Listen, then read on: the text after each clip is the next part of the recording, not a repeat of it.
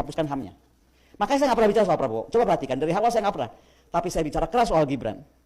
Kenapa? Saya langsung bicara dengan Pak Rosan ya. Saya tuh kalau bicara nggak pernah di belakang, langsung ketemu orangnya gitu. Saya bilang Pak Rosan, ini gimana sih sebenarnya janjiannya itu dengan istana? Oh nanti setelah 2 tahun, baru kemudian Pak Prabowo turun akan digantikan Gibran. Aku jawab, emang bakal hidup Prabowo 2 tahun? Kalau gue jadi Gibran, gue matiin. Cepet dia jadi presidennya.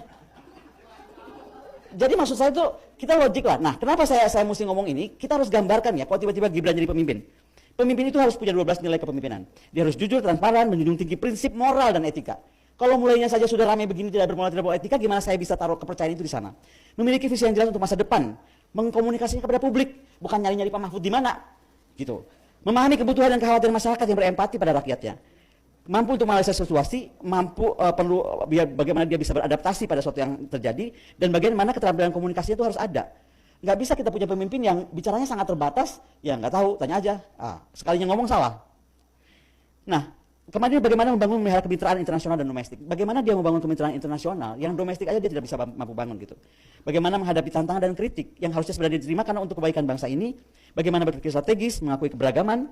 Jadi ada pendapat akademik yang berbeda itu bukan serangan, tetapi sebuah masukan yang harusnya dia pelajari dan bertanggung jawab kepada rakyatnya dengan melakukan keterbukaan. Kalaupun ada kesalahan dia mampu dan mengakui apa kesalahannya. Jadi dia tidak boleh, siapapun pemimpin itu tidak boleh menggunakan jabatannya untuk keuntungan pribadi dan menindas orang lain. Kenapa saya berdiri di sini? Saya merasa kok sudah ada It's okay. It's okay. We will have no problem, and you will see. I will be president. If God help, then you will see. I have Jacob as support, not the rest, but he will be. Inshallah. And now I am still Minister of Defense. I decided in spread out to the test of the jets. You understand, you remember, you need to finish what we agreed until next week. Yes. Let's not do this. Awal dugaan ini bermula dari Amerika kurang puas terhadap Qatar ketika Piala Dunia 2022. Lalu mereka bekerja sama dengan Greco untuk mengorek soal praktik KKN dalam penyelenggaraan Piala Dunia 2022 Qatar. Jadi setelah pihak Amerika bekerja sama dengan Greco maka diadakan penelusuran terkait praktik KKN dalam penyelenggaraan Piala Dunia 2022 yang mana dalam praktik ini terdapat broker. Eva Kaili ini adalah broker alusista untuk wilayah Uni Eropa. Selanjutnya pada pembuntutan yang dilakukan oleh Greco di tahun 2022 terhadap Eva Kaili dan kawan-kawan akan melakukan pertemuan dengan Prabowo Subianto di acara ASEAN Ministerial Meeting di Singapura. Dan diadakan pertemuan lanjutan Prabowo Subianto dan Eva sang broker alusista Uni Eropa pada tahun 2023 di acara saat acara ASEAN Defense Minister Meeting Plus yang mana menghadirkan Menhan se-ASEAN dan Menhan perwakilan dari 8 negara mitra ASEAN, termasuk Menhan Asliot J. Austin. Prabowo turut menyambut kehadiran Menhan Timor Leste Donaciano do Rosario da Costa Gomes yang untuk pertama kalinya mengikuti rangkaian pertemuan ADMM Plus sebagai pengamat, observer. Pada pembuntutan itu sebenarnya Amerika dan Greco hanya ingin tapping dan buntuti broker alusista Uni Eropa dan ketika pertemuan ini pula lah diketahui skandal suap terkait pembelian alusista pesawat Mirage 2000-5 bekas Qatar. Yang mana seharusnya pesawat ini gratis dan dihibahkan secara cuma-cuma untuk Indonesia 15 tahun yang lalu tapi malah dibeli oleh Prabowo Subianto dan di dalam pertemuan tersebut Prabowo Subianto meminta kickback sejumlah jutaan $dolar yang akan dipergunakan untuk biaya kampanye presiden pada tahun 2024. Pada bulan Desember 2023 para broker dan mafia korupsi tersebut tertangkap di Uni Eropa lalu pihak Amerika dan Greco mengeluarkan sebuah surat telegram yang berisikan warning kepada AS Embassy Jakarta, bahwa terindikasi Capres bertemu dengan broker Qatar untuk pembelian pesawat Mirage 2000-5 untuk biaya kampanye. Jet tersebut ditawarkan ke Indonesia secara gratis 15 tahun lalu dan sekarang dibeli masing-masing seharga $67 juta.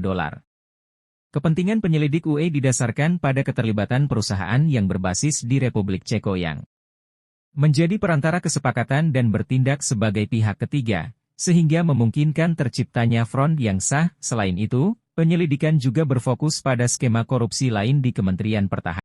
Beserta istri dan kelima anaknya, sosok yang juga Ketua Umum Partai Perindo ini maju sebagai caleg di pemilu 2024. FYI, Haritanu maju sebagai caleg untuk Dapil Banten 3. Istrinya, Liliana Tanu Sudibjo, mendaftar sebagai caleg di Dapil DKI Jakarta 2. Putri pertamanya, Angela Tanu Sudibjo, yang juga menjabat Wakil Menteri Pariwisata dan Ekonomi Kreatif, maju mewakili Dapil Jawa Timur 1. Putri keduanya, Valencia Tanu Sudibjo, menjadi caleg Perindo dari Dapil DKI Jakarta 3. Putri ketiganya, Jessica Tanu Sudibjo, mewakili Dapil Nusa Tenggara Timur 2. Putri keempat Haritanu, Clarissa Tanu Sudibjo, mewakili Dapil Jabar 1.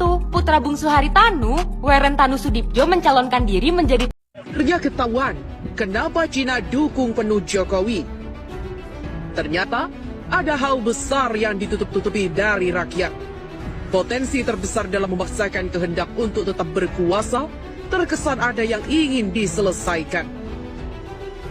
Tolong diviralkan agar semua bangsa Indonesia tahu dan sadar bahwa NKRI di ujung tanduk, bahwa begitu banyak tudingan dari berbagai lapisan rakyat, tokoh-tokoh nasional kepada Presiden Jokowi dari sekian banyak janji-janji bohong, dari buat aturan-aturan yang menguntungkan asing atau Cina Tiongkok, dari ekonomi Indonesia yang salah kelola atau sengaja dibangkrutkan sehingga Indonesia menuju kebangkrutan ekonomi, sampai RUU HIP yang dianggap melanggar pasal 2 pidana karena usaha merubah Pancasila, yang kemudian banyak tokoh-tokoh masyarakat dan rakyat yang dengan keras meminta Jokowi mundur.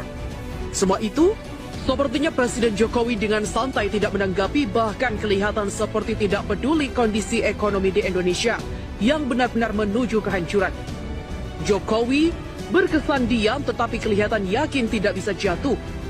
Sampai kondisi terburuk apapun, Jokowi tetap harus dipertahankan untuk rencana yang lebih besar Cina. Jika tekanan terhadap Jokowi hanya aksi yang sporadis, dipastikan Jokowi tidak akan goyang sedikit pun karena kuatnya dukungan Cina Komunis Tiongkok. Yang bisa melengsarkan Jokowi hanyalah aksi-aksi nasional yang luar biasa besar sekali, seperti 212 dan aksi nasional 98 sewaktu menurunkan Soeharto dengan tekanan massa yang kuat sampai Jokowi jatuh. Apabila hanya protes-protes semacam di sosmed atau aksi-aksi rakyat yang kecil dan sporadis tidak akan digubris dan tidak bisa menurunkan Jokowi, Cina Komunis Tiongkok masih terus membackup. Ini analisa para intelijen dan tokoh-tokoh militer di Indonesia.